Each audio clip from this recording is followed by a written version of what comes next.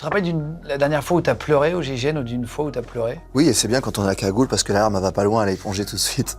Non, mais on s'est même vu déjà pleurer. On s'est vu pleurer sur la mort de collègues, sur des blessures graves de collègues, sur des morts parfois. Mais par contre, on pleure parfois de joie. Ça m'est arrivé en 2009.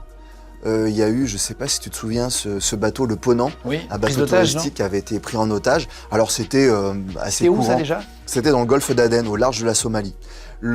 C'était un trima, le Ponant, donc qui est pris en otage Des pirates. par des pirates. Et ils avaient comptabilisé 18 preneurs d'otages. Donc nous, on devait Compliqué à faire un intervenir. assaut, ça.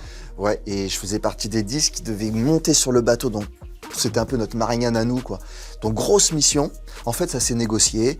Il y a eu échange d'argent. On a récupéré une partie de l'argent. Les otages ont tous été libérés. Et les preneurs d'otages ont tués, été interpellés. Non, on nous avait demandé de les tuer. Chose que le GIGN avait refusé. Ah, c'est vrai? Ouais. Autant on acceptait de les tuer en montant sur le bateau et ça me posait aucun problème, mais que de tuer des preneurs d'otages une fois qu'ils ont libéré les otages, pour nous, c'était pas Ah oui, tu concevable. te dis, ils ont tué personne, quoi. S'ils partent sans tuer personne, en tout cas. Bah voilà. Après, s'ils ont tué quelqu'un, c'est encore autre chose. L'argent, c'est un bien. C'est Oui, pas, oui. Voilà, j'ai pas envie de tuer quelqu'un parce qu'il a volé. C'était quoi le type de personnes qui étaient otages, là, sur le... C'était des jeunes qui travaillent dans l'hôtellerie. Il y avait de tout et je me souviens que c'était dans l'avion. Il y a un truc qui m'avait un peu choqué quand même. Il y en a qu'un seul qui est venu nous dire merci. C'est vrai? Par contre, on les entendait rire de l'autre côté. Et ça, on a trouvé que c'était un manque de pudeur. Ils riaient en fait des images parce qu'ils avaient leurs photos dans Paris Match.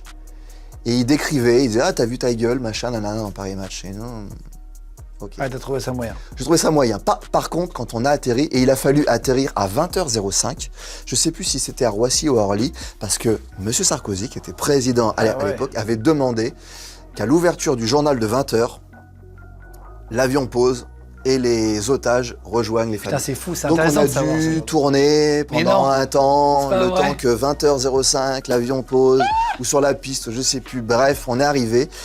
Et ce qu'on a vu, nous, parce que nous, on est resté dans l'avion, on a vu en fait les otages descendre de l'avion et rejoindre leur famille en courant et en se jetant dans les bras. Et ben là, je peux te dire que moi, j'avais un appareil photo et j'ai filmé ça. J'ai filmé ça du hublot et... Ouais, t'as vu les parents être hyper contents de retrouver Et là, on leurs s'est enfants. dit, putain, quel métier qu'on fait. Ah ouais, métier c'est formidable. Bah ouais, là, Et j'ai eu la larme à l'œil. Même si tu leur en voulais de pas tous... C'était des gamins. T'étais un peu déçu, c'est pas leur en J'étais... vouloir, mais Ouais, t'étais un peu non, déçu. ouais, Et je comprends déçu. que le côté, J'étais déçu. sans non plus trop en faire, mais au moins dire merci, parce qu'on aurait pu perdre notre vie pour toi. Et parfois, tu sais, les rapports entre otage et la personne qui va le libérer est assez particulière. Il peut y avoir des merci, comme à Marignane, comme d'autres missions, mais c'est assez particulier.